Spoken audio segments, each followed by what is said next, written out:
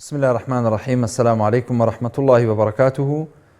بینەران و بیسەران و خۆشەویستانی کەناڵی ئاسمانی پێیام و بەرنامەی دوانگەی خەڵک، سەلام و ڕەحمەتی خواتان لێبێ.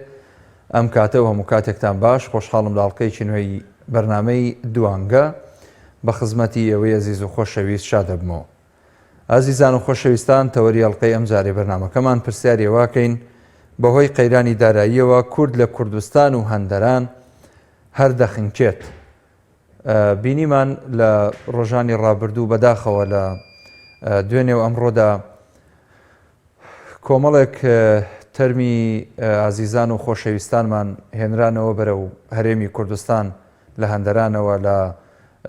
لە وڵاتانەی کە کۆچیان بۆ کردبوو یان هەوڵیاندا بوو کۆچی بۆ بکەن. دوجار بە نمونەی کەرکووک و ڕاپەڕین و دەربەنیخان و هەندێک لەو ناوچانەی تر تووشی کارەساتی دڵتەزێن بوون و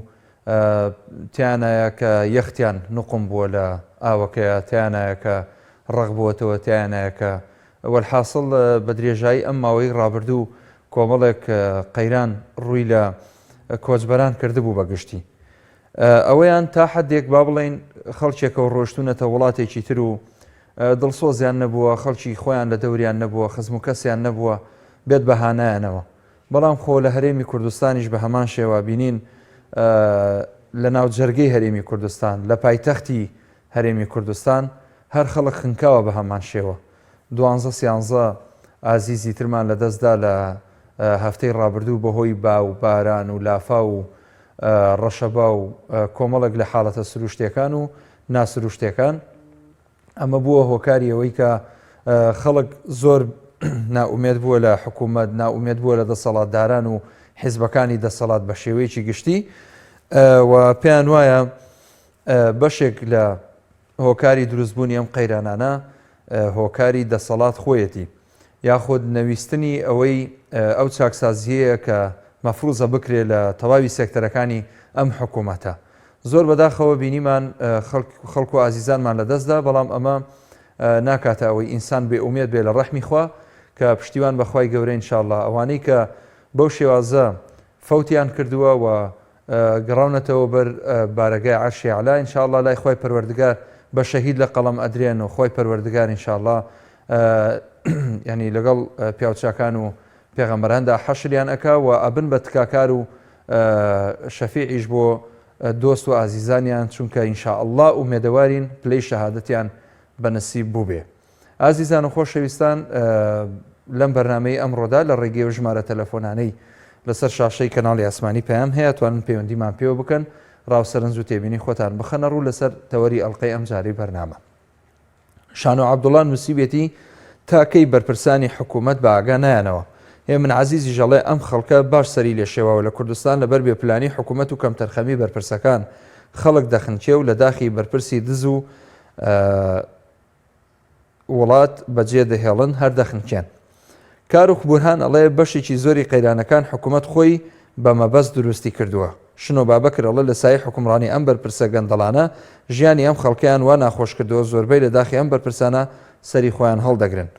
قادر سابیر ئەڵێ ئەوەی لە کوردستان دەخنچێت هۆکارەکەی گەندەڵی بەرپرسەکانە، ئەوەیشی لە ئیجا ئەخنچێت ناعەدالەتیە لە دابەشکردنی داهاتی ئەم کوردستانە. سەلاح محەممەد ئەڵێ گەر حکوومەت خەمی خەڵکی هەبوایە پرسەی گشتی ڕدەگەیاند و حەفلەی بەزمی سەری ساڵی لا دەبرد، چونکە جەنازەیەکی زۆری هاوڵاتیان بۆ شار و قەزا و ناحیەکان دێتەوە. محەممەد عەلی ئەڵێ خوا سەبەب کارەکەی بگرێت. هەروەها سوعاد سەلمان ئەڵێ دەبێت دەسەڵاتی کوردی بترسێت لە ئاه و گریانی ئەم باوکو دایکە ڕیشسپی و سەرسپیانە، پشتیوان بەخوا دوعاکانیان گیرا دەبێت و ئەم زاڵمانە لەناو دەچن. شنیار ئەنوەر ئەڵێ چاک گیرمان خواردووە، تخوا حکومڕانی ئاوا دەکرێت لە هاویندا لەبەر بێ ئاوی دەخینچین و لە زستاندا کەمێک باران ببارێ لافاو دروست دەبێت و کاولکاری دروست دەکات. ئەم حکوومەتە هیچ پلانێکی نییە. ئەچمە لای پەیوەندیەکانی ئێوەی بەڕێز کاک عەبدوڵڵا لە پیرەمەگرونەوە وەرەگرم. ئەو کاتت باش کاک محمودی بەڕێز. هەموو کاتت باش کاک عەبدوڵڵا گیان. دەستخۆشی و بەرنامە لێ دەکەم برای بەڕێزی. زۆر سپاست دەکەم، ئێوەش بەڕێزن. فەرموو کاک عەبدوڵڵا. لەبارەی ئەم خەڵکەی و پرسە و سەرخۆشی خۆم ڕادەگەێنم بۆ هەموو بنە ماڵەکەی و قوربانیانە هیوادارم خوای گەورە سێبووری دڵی کەس و کار و ماڵ و منداڵیان بدات. ئامین یا رب العالمین. هەمووی کە دەگەڕێتەوە سەر کەمتە خەمی حکوومەت بەڕاستی حکوومەت بێخەمە بەڕاستی بێ پلانە ئەم خەڵک و گەنجولاوەگە سەری خۆی هەڵدەگرێ لەبەر بێئیشی لەبەر بێکاریە لەبەر ئەوەی دانامەزێ لەبەر ئەوەی ئیش و کاری بۆ ناڕەخسێ حکوومەت هەموو شتێکی لەسەر داخستووە پێویست بۆ حکوومەت ئەوڕۆ ساڵانە ئەتو ئەو هەموو خەڵکە یاخۆ کۆز دەکا بە مردن یاخۆ خانەنشین دەگرێت هەر بارەسای ئەوەی گەنج و لاوەکان دامەزرێنێ یاخۆ هەلیکار یاخۆ سلفەی زەواج و خانوبەرە بۆ گەنج و لاوەکان بکاتەوە زۆربەی گەنج و لاوەیە خانووی بۆ ناکرێ پارەی نییە سلفەی زەواجی بۆ ناکرێ پێویستە حکوومەت ئاوڕێکی لەو خەڵکەی بداتەوە ئەمڕۆ حکوومەت داهاتی لەبەردەستە هیچ ڕاست نییە بڵێگە داهاتمان لەبەردەست نییە داهاتی ئەو کوردستانەی ئەگەر حاکمێکی عەدل تەوزیعی بکە هیچ کەسێک بێبەش نابێ هیچ کەسێک مەغدور نابێ بەشی هەرم و نەک 5 ملیۆنی بەشی 10 ملیۆنی ئەم خەڵکەی کوردستان دەکە ئەم داهاتی ئەوڕۆ لەبەردەستی حکوومەتی هەرێمی کوردستاندایە هیوادارم سەرکردەکان سەرۆکی حکوومەت سەرۆکی هەرێم ئاوڕێکی لەو میلەتەی بدەنەوە هەتاکەینێ بەسێتی ئەمە 30 ساڵ حکومڕانی خەڵک لە ئاوێ بێبەشە لە کارەبای بێبەشە لە خزمەت گوزارێ بێبەشە لە دامەزرانێ بێبەشە بەڕاستیەکەی ئەمە خەڵکە سەری خۆڵەگە لێ ناچاریە ئەم گەنج و لاوەگە لە دەریای ئیجێ دەخنچێ و لە سەرمان ڕەق دەبێتەوە ئەگەر لێرە ماعیشەتێکی لە سەری خۆی هەڵناگرێ وڵاتەکەی خۆی بەجێ ناڵێ وڵات خۆشەویستە کەس و کار خۆشەویستە بەڕیشی کێڕ بەوایە ئەم هەموو گەنج و لاوە بەڕاستی سەری خۆی هەڵگی لە دەریای ئیجێدا بخنچێ و ڕۆژانە لە بەرچاوی ئەو هەڵکەی بەڕاستی ئەم خەڵکە زۆر بێباکە ئەو هەموو خەڵکە لە بەرچاوی خۆی دەخنچێ پێویستە سڵی لێ بکاتەوە هیچ کە خۆی بدەیە لە وڵاتەکەی خۆی لە برسان نمرێ باشتر بین لای کەس و کارەکەی خۆی دەستەکانت خۆش بێ کاک عەبدوڵڵا زۆر تەواوە هیچی کەس و کاری چی بکاتێرێ هیچی پێ ناکرێ دەست خۆش زۆر سپاس بۆ پەیوەندەکەت کاک عەبدوڵڵا دەمانەوێ زۆرترین کات بەخشین بە هاوڕێ و عەزیزانمان بۆی زۆرترین پەیوەندی وەربگرین سپاست دەکەم هەروەها کۆمنتەکانی ئەوەی بەڕێز لە ئێستادا لە تۆڕی کۆمەڵاتی فەیسبوک ڕاستەوخۆم بەرنامەیە گوازرێتەوە توانن لێەوە بینەر و بیسەرمان بن هەروەها کۆمنت بنووسن شیاو بوو بۆ خوێندنەوە لێرای خێنە خزمەتی بینەران کاک مەریوان لە سلێمانی وەرەگرم السلام عليكم. وعليكم السلام ورحمة الله. جزاك خير باتم مصريان جزاك خير يوم برادران جوادوها وبيونيان بورد. سپاس دەکەم کاک مەریوان گیان بەڕێزی. سپاس دەکەم. والله ما مصريان بەڕاستی پێشەوە کە بینە سەر بابەتی ئەم بەرنامەیە ئەم تەورەکە ئەم شۆدادناوە ئەمە بەڕاستی ئینشاءالله خوای گەورە خوا لە گوناحی ئەو کەسانە خۆش بێ کەوا لەو ڕێگەیە گیانی قورئان بەخت کردووە کەوا لەبەر نەبوونی و نەداری و بەڕاستی لەبەر هەلی کار ئەم وڵاتیان بەجێشەوە ئینشاءالله خوا سەبووری بدا بە کەسوکارەکانیشان بەڕاستی ئامین یا رب العالمین ئینشاءالله. مامۆستاگیان ئێمە ئەبێ یەکێوە کە حکوومەت ئەبێ خۆی بگەڕێ بە شوێن نەبوونی هەری کار بۆ ئەم گەنجانە کە ئاوا وڵات بەجێڵن بەڕاستی ئەم گەنجانی ئێمە خۆیان ئەڵێن گەنجی ئێمە سەرمایە باشە ئێوە سەرمایەکەی خۆتان بەدەستی خۆتان ئەیفوتێنن ئەی باش ئەم هەموو گەنجە ڕوا لەم ئوروپ لەم ئاوە ئەخنچێن بێسەر و شوێن ئەبن خۆتان ئەڵێن سەرمایە دەی بۆچی سەرمایە ئاوا لە ناوەدەن جا بەڕاستی ئەمە حکوومەت خۆی تاوانبارە بەڵام چی بکەین یعنی بەڕاستی بابن ئێمە بێدان بە شتێکا بنین ئێمە حیزبێکی ئۆپۆزیسیۆنی کارامان نییە بەڕاستی چالاک بێت ئازا بێت نیمانە لە کوردستانە دابتوانێت ڕوبەڕووی ئەم دوو حیزبە بێتەوە ئەتا هەموو هەر شتێک لە وڵاتە تۆ بڵێ کەم و کوردیتیان نەبوونی دادگاتان نەعەدالەتی دادگا ئەوەتە خەڵک بە ڕۆژی نیوەڕۆ خەڵکە کوژێ بەرپرسێکی لە پشتەوەیە ناگیرێ کە کوڕێک کابرایەکی فەقیر بە پاسکیلی ئەدا لە مناڵێک 8 ساڵی سرینی بۆ بڕێتەوە ئەیبەن بۆ سچنەکان ئەنجا لەو دۆ ئەوە بێکاریە ئەوە نەخۆشخانەکان ئەوە بێکارەبا ینی هەموو ئەم وڵاتە ڕووخاوە هەر لە کەندیر کەتی تەندروستیەوە بگرە حتا ناو دادگاکانیش جوانە دەستەکانت خۆش بێ کاک مەریوان زۆر مامۆستا بەڕاستی من ئالەمەوە لەم کاناڵی ئێوە داوایان یەکدوم شتێ لەم کاناڵی ئێوە بگەێنم بەڕاستی داوا لە مامۆستا عەلی باپیر دەکەم بەڕاستی پێ بەدەمی ئەم خەڵکە فەقیر و هەژارەوە گیرۆدەن لەنا ئەم سژنە هەمووی کوڕی فەقیر و هەژارن بەشکم داوا لە سەرۆکی هەرێم کا بەشکم عفواتێ شتێ دەردا بوو ئەم خەڵکە فەقیرۆ واللهی کوڕە بەرپرسێک لە سجنانیە واللهی کوڕە دەوڵەمەندێکی تیانە واللهی کارای خەڵکی تایە والله لەسەر ماتۆڕێکی سیوە هەڵەیەکی کردو کاکە هەموو مرۆڤێ هەر مرۆڤێ لەسەر ئەرزا بڵێ هەڵەیەکە ماتۆڕێکی سیێبایی 100,000 ماتۆڕەکە والله 6 ساڵ حکمی داوە ئەم هەموو تەکرە خۆیانە دزن بۆ تەربیە دەسەکانەوە لە مامۆستا عەلی باپیر دەکەم بە گیانێکی بەرپرسیارەتی و هەڵسێداوە لە حکومەتەکە بەشکم تو خوا مامۆستا عەلی باپیر تو خوا دەنگمان بگەێنەوە پەرلەمان زۆر سوپاس دەستخۆش زۆر سوپاس کاک مەریوان پەیامەکەت گەیشت زۆر سوپاس کاک عەبدوڵڵا لە چوارقۆڕنەوە وەرەگرم السلام عليكم. وعليك السلام ورحمة الله. مامەستا بەڵێ کاک عەبدوڵڵا فەرموو. قوربان حکوومەت هیچ باشی نییە ئامادەکەی خۆی تێکا هیچ باشێکی نییە ئەوە تا دەبینی بۆ سەری ساڵ دەڕۆژ کوێ دەڕۆژ لە سەری ساڵ هەیە هاتوو لە ترسی موچە هەفلەی ڕابگەێنی بۆ سەری ساڵ لە ترسی موچە ئەتۆ خەڵکی کرد بە تەلەبە هەموو دابوو دەستگاکردو بە تەلەبە کردێتی هەموو دابوو دەستگای خۆی کردو تەلەبە وەتو مامەستانی باڵقەی تەلەبەکەەوە خەیدە ناکە بەس دابووی دەستگا بۆ علی دەڕۆژ دابووی دەستگا چاوەڕوانی بیتا دووی مانگ ئەوە بە لە ترسی کێ ترسی موچەیە لەلا هیچ شتێکیکە لە گۆڕێ نییە سەری ساڵ 1 دقەیە بابە 1 دقەیە سەعات 12 1 دقە لێ بڵێ ئەتو دەیە بڵێ چی لەبێ لا ئیلاهە ئیلا الله محەممەد ڕەسوول الله تەواو سەرەکەمت گیان ئەو دقەیە تەواو هیچ کە لە گۆڕێ نیە بابە ئەوەن بێ سەری ساڵ سەری ساڵەوە نەبەوداوە نییە بەڵام بۆ تەحالفی دەوریش ئەوە تەحالفی دەوری ئەی بەندی حەوت بۆ دادەنێ بۆ کوێت پارێ بۆ وەرگری ئەی بۆ بەندی کوێت دانانێ بۆ ئەلفال و چینیا بارانیە کوردستانی عێراق ئەی بۆ ئەو کارە ساتە ناکە ئێتر خۆشی سپاست دەکەم زۆر سپاس بۆ جەنابی شت خوار لەگەڵ باوکی مسعب لە سەمسەماڵە وەرەگرم دواتر هەندێک کۆمنتە خوێنمەوە باوکی مسعب بەڵێ فەرموو سلام علیکم کاک محمود وعليك السلام ورحمة الله وبركاته چۆنی بلا باشیت خوا لێ ڕازی بێ ئەخوا الحەمدولله کێشەگی پرسە و سەرخۆشی خۆمان ئاراستەی کەسوکاری ئەو قوربانیان ناکەین بەڵێ کە لە دەرەوەی وڵات وەفاتیان کردو ئەوانەی کەوا لە هەولێریش بە ئەو بەو کارەساتی ئەو لافاوە کۆچی دویان کرد دەست خۆش بێ ئەخوا بەڵێ بەڵام کاک محمود وەکارەکەی ئەم خەڵکەی ئێمە کە کۆچەکات خۆمانی هەموو شتێ خۆمانی ئەزانی بۆ خۆمانی ئەم خەڵکە لێرە ئاوا لەوێ ئەچێتەوە ئاوە خۆی ئەخنکێنێ ئەی بۆ لێرە ئێمە قسمان ڕاپەڕینێ نەکەین بۆ ڕاپەڕینێ نەکەین لەم دەسەڵاتێکەوە هەر ئەسڵن نە بڕای بەخوا هەیە نە بڕای بە هیچ هەیە نە بڕای بە مرۆڤایەتی هەیە جوانە ئەمانە ئێمە خۆمان ئیسا و خەڵکە دائەنجێت ئەڵێ خوایە ئەم دەسەڵات خوا ئەسڵن دەسەڵات لا نادا بۆ ئێمە ئەزانی بۆ لای نادا کابرا 5 کوڕیگرێتە چەکدار دی خۆی هەر ئیسادام کابرای خۆی بچێتە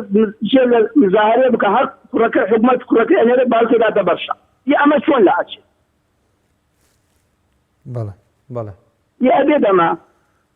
کاکە پشتی خۆمانی بۆ وای حتا هەڵوەسی لەمانە هەڵەسین وڵی حتا ڕۆژەکە قیامەت هەر بەسەرمانەوە بینی چیان لێ بکرێ باشە باوکی مسعب ئێمە خۆمان شایەنمان ئەمەیە باوکی مسعب ئەمانە چیان لێ بکرێ باشە ئەبێ خەڵخەلیان هەسی ئەبێ ئەم دەسەڵاتە خەڵ هەڵسی یەزی چەکدار و ئاسایش و ئەمانە ئەو هەتا ئەوانە لیان هەڵەسیە قیمەتی نییەم خەڵک وایە دەتۆ بچۆ سەجادێ بزانە هەر کابرێ بەچکەی فەقیرەکەن ئێداتە بەرشە وایە هەر ئەوەیە کاتە دەست خۆش بێ هەر بەچکەی فەقیرەکەی هاوسێتە تێلێ لا حکومەتە لە بڕۆ بیدە بەرشە ئەمە چۆن لاچێ جوانە زۆر سپاس بۆ پەیوەندیەکەت باوکی مسعب جۆ بگرە وەڵی بەبیلای دڵنیاتەکەم خراپترە بێت بەتاکیت خوا گەورە ڕەحمکە ئینشاءالله دەست و چاوت خۆش بە باوکی مسعب سپاس بۆ پەیوەندیەکەت موفق بیت بەڕێزان ئەو ئازیزانی کە کۆمنتیان نووسیوە بە نمونەی دیدار جاسم ئەڵێ زۆر بەداخەوە پەری دەریا ئەڵێ ئەمساڵ نیشتیمان لێوڕێژی خەمە پێم ناڵێن بەکام ئاوازشینی مەرگتان بچڕم پێم ناڵێن گەلۆ ئەم هەموو کۆچەتان لە شوێی لاپەڕی مێژوو بنووسمەوە کاک ئەحمەد نادری ئەڵێ حەسبنا الله ونعم الوەکیل باوکی خۆگر ئەڵێ خوای گەورە حەقی ئەو میلەتەیان لێ بکاتەوە. چۆمان ئیبراهیم ئەڵێ هەموو کوردستان باشکرا دژاتی خوای گەورە ئەکەن پەرلەمان واتە بە عیلمانی حکم بکات بە خوددا ڕازی نین حەسبنا الله ونعم الوەکیل خوا هیدایەتی دەنگدەر بدات. یەکتان نووسیوێتی دەستخۆش سەرکەوتوو بە سوپاس دەکەین خوا لێ ڕازی بێ. جەوهەر محەممەد ئەڵێ حەسبی الله ونعم الوەکیل. تاهیر خولامی ئەڵێ خۆزگە باڵەخانەی پەرلەمان و ئەنجومەنی وەزیران و چی مەکتەبی سیاسی حیزبەکانە هەرچی مۆڵ و vێلایە هەرچی کۆشکیان هەیە خاپور ئەبوو بەڵام جەستەی سارد و سڕد لە ناو قوڕ و لیتەی شاری بەناو دووبەی وەزن نەئەبوو عەفو ون نەئەبوو. کە ئەحمەد سوورچی ئەڵێ زۆرن ئەوانەی بە دوای دەسەڵات و پۆست و پارەوەن بەڵام زۆر کە من ئەوانەی بە دوای خەمی نیشتیمانەوەن لە کۆتاییەدا نووسێتی غاندی وا دەڵێت. مۆفەق بن کاک حاجی فواد سوپاس بۆ کۆمنتەکەشت. ئەچمە لای پەیوەندیەکی تر باوکی محەممەد لە چەمچەماڵەوە وەرەگرم. السلام عليكم. وعليك السلام ورحمة الله وبركاته. بريزي كاك محمود جان. لخدمتان باوکی محەممەد. سرتا خوای گەورە سەبووی غەمی ئەو باو کەسکاری گەنجانە و ئەو یانەی هەولێری خۆشەویستمان ان شاء الله خوای گەورە سەبووی غەمیان بدا و ئاخری نسبەت و کۆس و ناخۆشیان دیان. ئامین. وەڵی مامۆستا گیان ئەم دەسەڵاتە بەس پیلان دروستەکە نەک بەڵێ ینی بەس لەوە ئەگەڕێکە چۆن ئەم میلەتە بکرێتە زیاتر بکرێتە قات و قڕی و برسێتی و نەبوونی و غەم و پەژارەوە ئەوە چەند ساڵە 30 ساڵ ڕۆیش تازە بەتەمایە تازە بڵێن حکومەت هەر گوناح نایان بڵێن حکومەت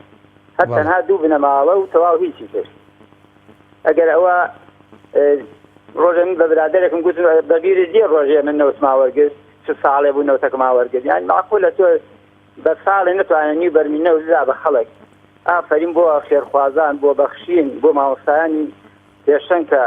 لە هەولێر بە دەنگی خەڵکی لە قەوماوە دێ بووە برانی سوێدا ینی تازە ڕێکخراوە هەڵەچێ کۆمەڵێک کۆمەشی لە خەڵکی فەقیرۆژا کۆ کاتەوە بۆ خەڵکێکی فەقیرۆژا تر ینی تر ئەوانە جێی دەستخۆشیە دەسەڵات هیچ دەستخۆشی مێردێک نییە کاکە مەحموود جان کاتە زۆر لێ نەبوون سەرکەوتوو ان شاء الله. تاکید سپاس بۆ جەنابیشت. ئێمە بەڕاستی ینی پێویستە ستایشی ئەو ڕۆڵە بکەین کە دەستگا خێرخوازیەکانی بەتایبەت بۆ نمونە بەخشین و هانای خێرخوازی ئەنجامیان داوە بەڕاستی جێدەستیان دیار بووە خوای گەورە پاداشتی خێریان بداتەوە. ئەوە گەورەترین بەڕاستی گەورەترین چاکە بووە بەرامبەر بە هەرچەنە واجبی سەرشانی خۆیانە بەڵام چاکەیە ماندووبوونە خوای پەروەردگارە و ماندووبوونە بکاتە توێشوێک بۆ قیامەتی ئەو خۆشەویستانەی لە هەردوو دەستگای بەخشین و هانای خێرخوازین. ئەچمە لای سیتا لە سلێمانیەوە. الو السلام عليكم. السلام ورحمة الله وبركاته. الله يخوي پەروەردگار لە جەنابتان و دەستخۆشی ئەم بەرنامە جوانە لە جەنابتانەکەم. زۆر سپاس. تەمەنامە ان شاء الله کۆچی گەنجانی من کۆچی هاونیشتیمانیانی من ان شاء الله دوای نوێزگەی بێت پرسە سەرخۆشی هەر عایلەیەک هەر ماڵێک هەر ئازیزێک کە ئەمڕۆ نیشتیمانم تارای خەمی پۆشی نیشتیمانی من بەدەر نەبوو لە ئەو خەمانەی کە چاوەڕێی نەئەکرد. یا ڕەبی خوایە گیان کۆتایی خەمی بێ نیشتیمانەکەی من. ئەڵێم لەم بەحری خەیاڵاتە کە داگرتووە دنیا داخم ئەوە جێماوە هەزار خۆزگە لە بنیا. خوای گەورە ئینشاء الله کۆتا خەمی ئەو ئازیزانەی من بێت کۆتا خەمی ئەو خۆشەویستانەی من بێت. من ئەڵێم یعقوبەکانی کەنعانی من یعقوبەکانی کەنعانی من بە حەسرەتی ڕۆڵەکانیانەوەن. تەنەها باوکمان هەیە یعقوب ئاسا چاوەڕێ جگەرگۆشەکانیانن بەچی مەسیرێت بەچی ئاکارێک گەشتون یا چاوەڕێیانن یا زولەیخاکانی وڵاتی من یا زولەیخاکانی نیشتیمانەکەی من ئەبێت چاوەڕێی چ تراژیدیایەکی تر بکەن خی گەورە ئینشاڵڵا یا ئەم دەسەڵاتە بە یەک جار لە بنەماوە بیڕوخێنێت یا چاکسازیەکی سەرتاسەری بۆ ئەم نیشتیمانە هەمیشە بە خەمەی من ئینشاءڵڵا لە خەموە دەربێت و جارێکی تر خۆشی ئامێزی بکاتەوە بۆ خاک و نیشتیمانەکەی من تەمەنا ئەەکەم برای بەڕێزم کاک مەحموود کەرکووکی تەمەند درێژ بێت و یەک پێشنیارێکمێ بۆ بەڕێستان بە دڵێکی فراوان بەسمێکی فراوان لە منی وەربگرن پێشنیارێک بۆ بەرەوچوونی بەرنامەکەی بەڕێستان هەچ بەرنامەیەک زانیمان ئاوا ماهیەتی و جوانی خۆی هەیە لە ناو کۆمەڵگا ئینشاءالله جەنابتان بتوانن راپۆرتێکی کورد لەسەری بکەن پاشان ئەگەر دەدانە کۆمنت یا تعلیقی جوانی هاوڵاتیان و هاونیشتمانیان بێتە سەر شاشە زۆر کارێکی پێم جوانە و ئینشاءالله بەرنامەکەیش زیاتر بەرەو پێش ئەچێت. زۆر سپاس بۆ خاتوسیتا، زۆر سپاس بۆ پەیوەندیەکەشت، مەمنونین بۆ پێشنیارەکەیشت. ئینشاءالله خێنە بەردەستی برادران. من مەمنونی جەنابتم، دەست خۆش بێ بۆ پەیوەندیەکە، دووبارە خۆشحاڵت کردین، لەشە ساق بێ ئینشاءالله. ئەچمە لای پەیوەندیەکی تریش. کاک عەبدوڕەحمان لە هەولێرەوە. کاک عەبدوڕەحمان. السلام عليكم. وعليك السلام ورحمة الله. السلام عليكم أستاذ محمود. وعليكم السلام ورحمة الله وبركاته أستاذ عبد الرحمن.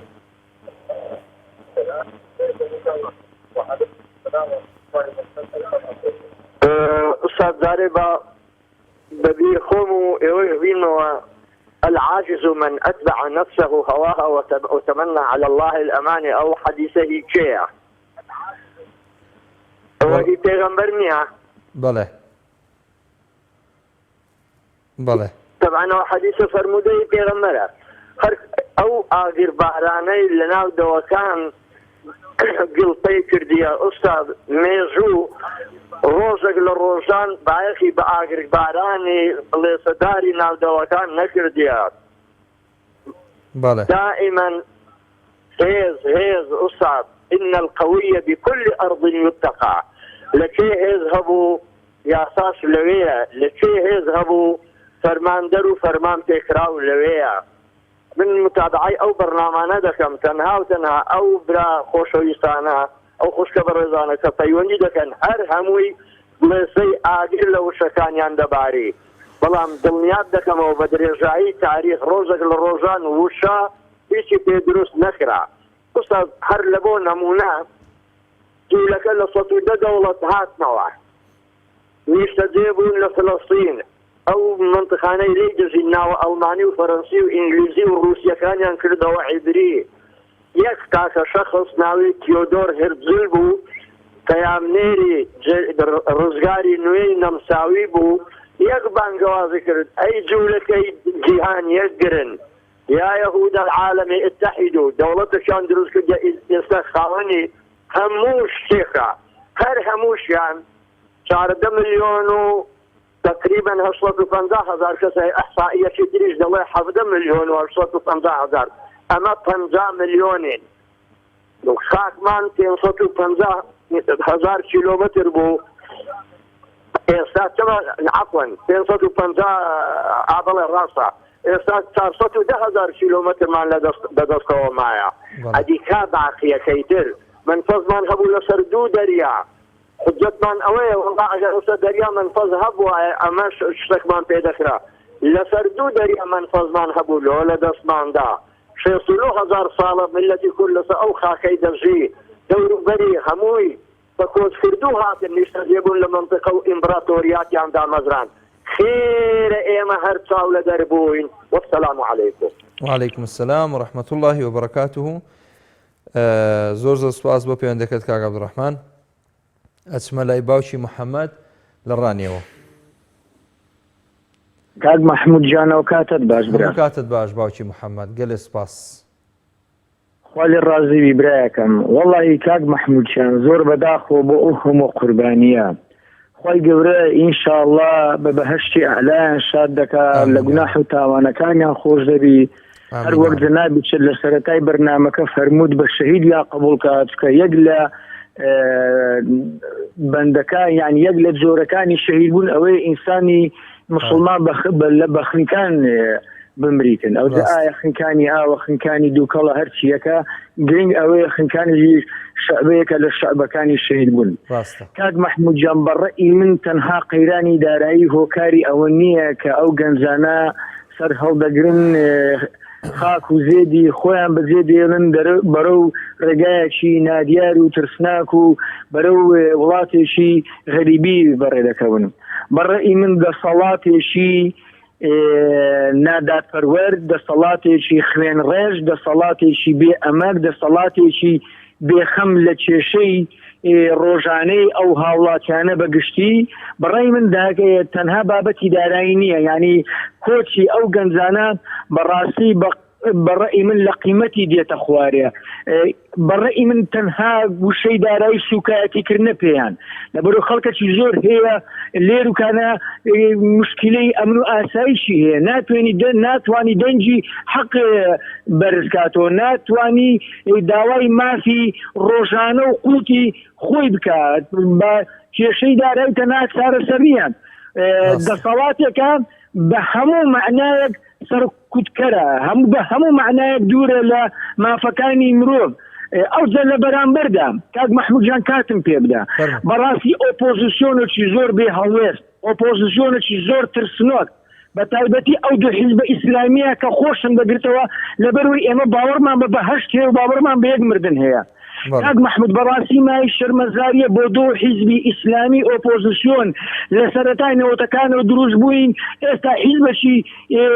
ئەلمانیش نییە وەکو نەوەی نوێ دوو هێندی ئێمە کورسی بێنێتن. بەڕاستی ئەوە دەلالەتە لە بێ هەڵوێستیمان لە بێ خەمخۆریمان لە کێشەکانی ئەو خەڵکە موسڵمانە. بەڕاستی مای ئەوەیە بە خۆمان دابینەوە.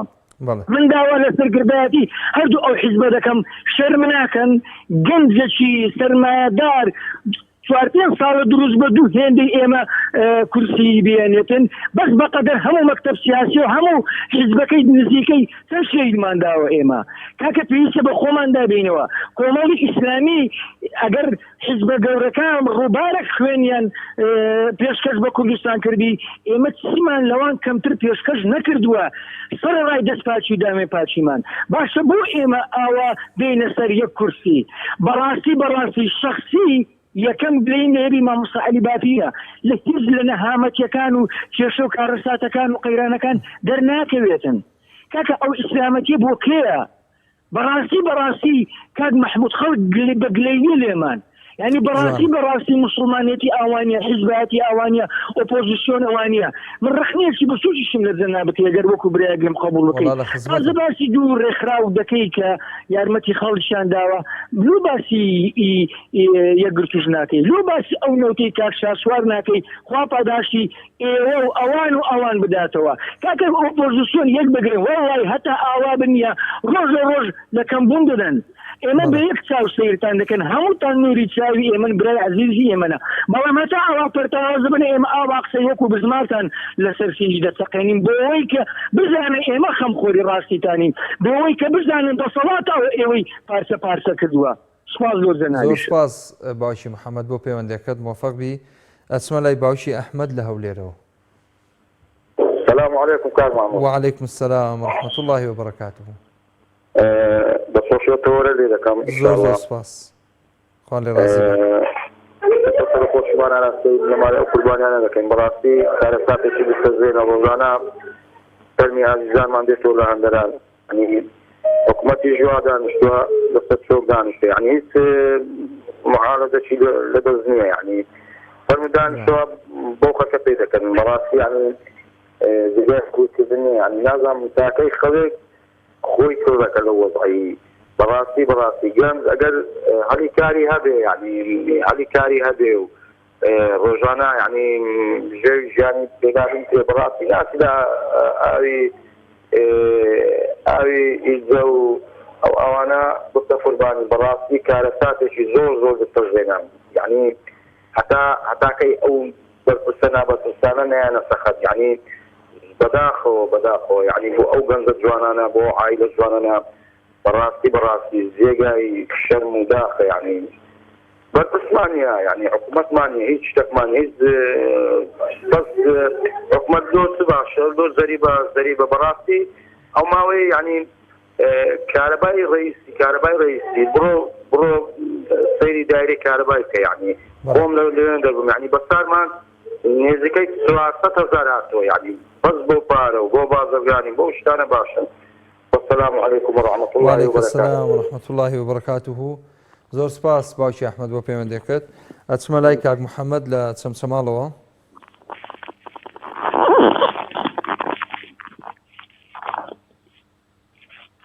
کاک محەممەد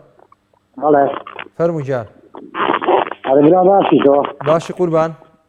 باشە ئێوە بۆ هەڵەم یەکێتی و پارتی ئەوە یەکێتی و پارتی نەما باش باشە مەسەلا حەدین و بە مامۆستا عەلیزادی چیەکەن جوانە چی بکەن ینی هیچ نەبێ حەد جان بەخە شاسوانم دەستنە ینی بۆ نمونە چی بکەن ئەگەر ڕوونتر یان گۆشت برنجە خۆن چیەکەن دێ پێم بڵێ هیچیانە دەست ناقسە نەبێت بەڵێ خەڵکەشی بەری خۆت بە بێژن ناگیرێ براکەم بەڵێ ناتوان هەڵێستێکان بێ باشە بەڵێ ناتوانن بچن بڵێن کاک مەسعود ئەگەر ئەم وەزعە ناکەی ئەوە ئێمە لە دێگەڵەوە هەتا ئێرە جامەکڕە ئەوەی بۆ تو ئەوەی بۆ ئێمە ناتوانن بەردەوام بە کاک محەممەد بەردەوام محموود گیان بەردەوام بە گوێ لێگرین ناکەن جارە ساڵە عەبدادی 6 ساڵە قسەیەکی نەکردەوە 6 ساڵە بەڵێ واتە مەبەستت ئەوەیە مەبەستەوەی بە قسە ناکرێ ئەما بێ بە کردار گۆڕانکاری دروست بکرێت ئەی بۆچی نایکەن چیەکەن بردەمای چی ئێوە خۆت کاچیت بە کەسا نابێ و ئەوان گوێ پێ نابن بەڵێ پەیامەکەت گەیشت هیوادارین گوێ لێ بگیرێ سپاس بۆ پەیوەندیەکەشت پەیامەکەت گەیشت کاک محەممەد دەست و چاوت خۆش بێ لە ئێستادا بۆ نمونە بۆتان هەولێری ئەڵێ سیستەمی فاشل و دیکتاتۆر هەموو ئەگەرێکی نەخوازراوی بەدواوەیە ئەوەتی هەیە قەیرانی دروستکراو لەلایەن دەسەڵاتدارانی هەرێمەوە کاک بۆتان سپاس بۆ کۆمنتەکەت کاک نەبیل محەممەد ئەڵێ ئەم دوو حیزبە واتای یەکێتی و پارتی تورکیا و ئێران دروستیان کردووە بۆ لێدانی کورد زرار مەحموود ئەڵێ خی گەورە سەبووری کە سوکاری قوربانیان بداتەوە ئەم دەسەڵاتە فاشیل و دز و جەردەمان لە یەخە بکاتەوە کاک ڕاسان ئەڵێ ڕاسان سیوەلی ئەڵێ هەموو حیزبەکان ڕاست ناکەن بەس قسە ئەکەن کاک عەبدوڵڵا هەرچی ئەڵێ ئیمامی عومەری کوڕی خەتاب ڕەحمەتی خوای لێ بێ دەفەرمێت وەڵڵاهی دەترسم ئەگەر مەڕێک لە عێراق پێی بخزێ و لاقی بشێ خوای گەورە لە ڕۆژی دوای محاسەبەم کاو بڵێ بۆ ڕێگات بۆ خۆش نەکردووە لا ئیلاهە ئیلا الله ئەی ئەمیرە المؤمنین وەرە بۆ کوردستان خەڵک هەموو لە برسا مرد لە سەرمان مرد خنکان لەبەر دووکەڵ لەبەر خەڵوز کە هەموو دنیا بەنەوت و سەروەت و سامانی ئێمە خەنی بووە هاوار بە حاڵمان لەدەست ناعەدالەتی کاک عەبدوڵڵا هەرکی سپاس بۆ کۆمنتەکەت چمە لای پەیوەندیەک کاک پۆڵا لە هەولێرە وەرەگرم سڵاوی خوا لە تۆ لە بینەرەکانت سڵاوی خوا لە جەنابەت کاک پۆڵا گیان بەداخەوە ئەم مانگەی تێیدا بووین مانگێکی پڕ لە نەهامەتی بوو لە خەفەت بوو لە ئازار بوو پرسە و سەرخۆشی خۆم ئاراستەی هەموو ئەوانە دەکەم کە گیانیان بەخت کرد بەداخەوە چ لە هەولێر چ لە ئیزا چ لە نێوان فەڕەنسا و بەریتانیا دەستخۆش کاک مەحموودی بەڕێز ئێمە ئەگەر چاومان لە دەسەڵات بێ وابزانم فێڵ لە خۆمان دەکەین بەهانای خەڵکۆ بێ بۆ چونکە دەیان بەڵێنیان پێدەداین کە لە ناو شاخ بوون دەیان گوت تۆڵە لە بەحسیەکان دەکەینەوە تۆڵەی کەسوکارتان کە تاوانیان بە دەرهەق بە ملەتەکەمان کردووە ئەوە وعدەکەیان نەبردە سەر و لە پەنای باڵی خۆیان داڵغیان داوە دواتر کارەساتی شەنگاز کەسیەی نەپێچەوە ئەوازەوە بێنە بەڵام ڕۆڵی من و تۆ پیاوانی ئاینی تاک بە تاکی ملەتەکەمان برایانی بەڕێز خاوەنی ئەو کەسوکارەی شەهیدانەی خنکان بەڕێزان خی گەورە لە قورآن پێمانی فەرمووە ولا تلقوا بأيديكم إلى التهلكة برایانی بەڕێز زۆر لە ئێوە گوێبیست دەبێم کە مناڵی بچووک پەککەوتە خاوەن ژن و منداڵ دەپارڕێنەوە کایە حکوومەتی هەرێم تەرمەکەمان بۆ بێننەوە برایانی بەڕێز آخر پێشوەخێت دەبایە بزانن ئەوەی مەبەستمە لێرە کاک مەحموود ڕۆڵی ڕاگەیاندنی کوردی بە ئێوەی بەڕێزەوە بە پەرلەمانتارانەوە تەنها بابەتێک دەخەمە ڕوو ئەویش ئەرێ خێرە بەلەمێک دا پیسی سەد ساڵێکە لە دەریای ئیسە نقوم دەبێت ئەرێ خێرە دەسەڵاتدارانی تورک کاتێ گومان لە ئۆتۆمبیلێک دەکەن لە لای قەڵاتجێ لە لای پێنجوێن بۆردومانی دەکەن گوایە پەکەکەی تێدایە ئەرێ لە شاری ئەکسڕای لە لێوارەکانی تورکیا بەلەمێک کە چوپە کاک مەحموود بۆ 15 کەس دروست کراوە ئەویش بۆ کاتی بۆ ڕاوەماسی بەڵام 50 سەرنشینی تێدەکرێت 50 ژن و منداڵی تێدەکرێت بۆ تەنێک دروستکراوە 2 تەن 20 تەنی تێدەکرێت ئەرێ هەواڵگریەکانی کوردستان ئەرێ ڕاگەیاندکارانی کوردستان ئەرێ پەرلەمانتارانی کوردستان دەماوێت لەوێ بمێننەوە بە وردی کوردانە چاودێری بکەن بزانن دەستی تورکیای تێدایانان نا ئاخر خێرە بە بەرچاوی ئەو هەموو میتەوە لە لێوارەکان ئەو هەموو قاتاقچیە 2 قات 3 قات باری توپەکان باز دەکرێت کەسی نەمان بینی ڕۆژێک لە ڕۆژان سزایان بدرێ بەڵێ وامان دیتوە دەڵێن هەر قاتاقچیەکان هەندێکیان دەستیان لەگەڵ نیدی تورکە خۆیان بە قەس ئەو سوپانە کون دەکەن ڕەنگە پاداشتیش وەرگرن بەڵام ئێمە دەبێت چی بکەین برایانی بەڕێز کەس و کاری ئەوانەی دڵتان پڕە لە نەهامەتی لە خەم و پەژارە لە ماڵوێرانی ڕێگاتارە ئەوە نییە وڵات بەجێبێری ئەگەر بەجێشی دێنین بەرەو ئازار و مەینەتی زیاتر مەیبەن چونکە ئێوە داخی ئەوە دەخوازن تەرمەکانتان بۆ دێتەوە بەڵام ماگێک لەوە پێشوەڵەکان لە بەردەستان بوو فێرە دڵسۆزیان بکەن فێرە بەرانگاربوونەوەیان بکەن فێری ڕەتکردنەوەی ستەم و زوڵم بکەن نەک چاوەڕێبین دەسەڵاتداران سوێن بەخوا باچیان بە ئێمە نایەتەوە بۆیە داوا لە پیاوانی ئاینی دەکەم لە ڕێگای وتە پیرۆزەکانیان لە ڕۆژانی هەینی ئاگاداری کەسوکاری ئەوانە بکەن کە بە بۆ بە هیلاکدان بەرەو ڕێی نەهامەتی وا ئاسان نییە چونکە خوای گەورە کە مرۆڤی خەلق کردووە ڕێزی لێناوە دەبێ ئێمەش بە دوواداچنەوە بکەین لێکۆڵینەوە بکەین گرفتەکان یەک و بە تایبەتی مەبەستم ئەوە بوو کە ئەوەی لە نزیک دەریای ئیجە دەگونجێ دووبارە سەرم یەشاندی کاک مەحموودی بەڕێز ڕێزم بۆ تو هەیە زۆر سپاس بۆ بەڕێزیشت سپاس بۆ پەیوەندەکەت پێشەوەی چمە لای کاک مەلا خالی لە سیدەکانەوە من زۆر باوەڕم بە ئازادی ڕادەربڕین هەیە و ئەو کۆمنتانەی کە دێن ئەگەر ینی هەڵیان بژێرین بەشێکی بخوێنینەوە بەشێکی نەخوێنینەوەی ئەو بەوەی بە دڵی ئێمە بێ بیخوێنینەوە ئەوەی بە دڵی ئێمە نەبێ نەیخوێنینەوە ڕەنگە گونجاو نەبێ بۆیە من لێرەوە ینی تەنها کۆمنتەکان تەشیر و ناوزڕاندنی تیا نەبێ ئەتوانن لێرەوە کۆمنت بنووسن من بیخەمە بەردیدیەوەی بەڕێز ینی بەڕاستی درێخی ناکەین لە خوێندنەوەی کۆمنتەکان هەرچەنە ناخرێنە سەر شاشەوانی کە ئێستا لە ڕاستە و خۆیان دێنە سەر پەخشی ڕاستە و خۆی فەیسبوک بەڵام دڵنیا بن لەوەی کە کۆمنتەکان وەکو خۆی ئەخوێنینەوە بنمونە کاک ئامانج ئەڵێ کاک ئامانج عومەر پاش سڵاو ڕێز ئەڵێ بە مامۆستا عەلی باپیر بڵێن نووسینەکانی بکات بە قسە و بێتە سەرخەت تا وەکو خەڵکی هەڵسێنێ بە قسەکانی بێگومان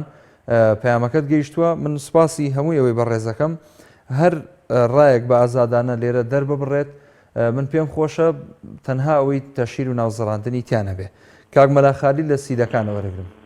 السلام علیکم وعلیکم السلام ورحمة الله وبركاته باشی کاک محمود گیان موفق بی کاک مەلا خالید الحەمدولله ئێوە باشن عزیزی بەڕێزی زۆر سپاس کاک محمود گیان ئەگە بتوانم بە یەک شیعر وەڵامی ئەو پرسیارە بدەمەوە ئەو نەهامەتیانە فەرموو بەسوارچێوەی ئەو نەهامەتیانە فەرموو من ئەڵێم 30 سار لە بێکاری چارەی نەبوو هەژاری چەند سەرکردەی گەندەڵکار چەندێک تەمکار چەند جەلادی بێشەرم دوورن لە قسەی نەرم دەردەکەون زار بەجار هێرش دەکەن وەکو مار بەرپرسن لە خوێن ڕشتن تۆمە دەرن لە کشت و کوشتن هەر کات گەلیان هاتە دەست فیشەک دەکەن بە بەربەست پەنا دەبەن بۆ بوختان وەک ئەبوو زەهل و سوفیان انی عشیرەتگەری بەبێ قەدەم چوونە سەری دانابەزن بەبێ کوشت مۆخیاندایە خوێن ڕشتن کاریان جێگەی پرسیارە بەڵام وەڵام نادیارە ئەخلاق و ڕەوشتی چەپەر کۆمەڵگەی خستە خەتەر وەکو قەزافی و بەشار خەڵک دەکوژن لە ناو شار زۆر سوپاس دەستەکانت خۆش بێ کاک مەلا خالید و عەلەیکم السەلام و ڕەحمەتوڵڵاهی و بەڕەکاتوه زۆر زۆر سوپاس بۆ پەیوەندیەکەت کاک دارا لە عەربەتەوە کۆتا پەیوەندی وەرەگرم کاکە گیان سەلام عەلەیکم وعەلەیکە السەلام و ڕەحمەتوڵڵا کاک دارا من باسی تەوەر ناکەم بەڵام هەموو یەک تەوەرە حەزەکەم تۆزێ زیاتر ڕوونکردنەوە لەسەر قورئانی پیرۆز بم فەرموو بام ناونە نەڵێم گوێلێتەوە تۆش بڵێ گوێم لێ و پێشم مەبر هەردووکمان قسەکەین ئەوەی کە گوێمان لێگرێ دەیسمان تێناگا بەڵام هەرویستە پرسیارەکەی بێدەنگم کە بۆی خەڵکەکە لە تۆ تێبگا یا لە من تێبگا باشە باشە فەرموو باشە بەس تۆ دەنگ هەڵبڕە دەنگ زۆر کەزێتەوە باشە گوێم لێتە زۆر باشە فەرموو بەردەوام بە کاکی من قورئانی پیرۆز بۆ سەر تاسر بەشەریەتە من ئەمێ لەبارەی حەزرەتی عیسا و سەلامی خوای گەورەی لەسەر بێ و لەسەر هەموو ئەهلی بەهەشت تۆوانەی کە پیاوچاکن ئەچنە بەهەشت ئەم یەکیەکە خۆی لە ئەسڵا تاریخی لەدایکبوونەکەی لە هاوینایە ئەمان لە زستان نادایاناوە چێ دەلیل هەیە لە قورئانی پیرۆزە مریەمی عەزرا حیجابێ دانێ لە دووری قەوم و خەبیلەکەی وەکو خەڵوەتێک وەکو پێغەمبەری ئیسلام کە چێ گۆشتکەوتی حەڕە ئەچێتەوێ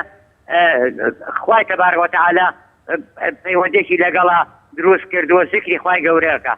ئەم پەردە لە زستانە کەسی دارە ناکات یعنی وەکو پەردەی پەنجەرە وەکو پەردەیە ئەمە چوارچێ و نەیشتی ئەمە یەک کە لە زستانە نەبووە دوو کە یەکسەریسکی پڕ ئەبێ ئەڕوا ئەمە ئافرەتە چۆن بەم سەرمایەتوانی بڕوە چۆن تەحمولی سەرمایە کرد ئەمە ئەوە دوای کە گاتە ئەم دارخورمایە دارخورما لە هاوینە پەرەگرێ لە زستانە نایگرێ کەواتە ئەم یەکیەکە دروست کراوە بۆ سەرمایەدارەکان دەستگەل لەوەی چەند فەقیرە لە کەنیسەکانە کەنیسەی شوێنی دەوڵەمەند و کەنیسەی شوێنی فەقیرە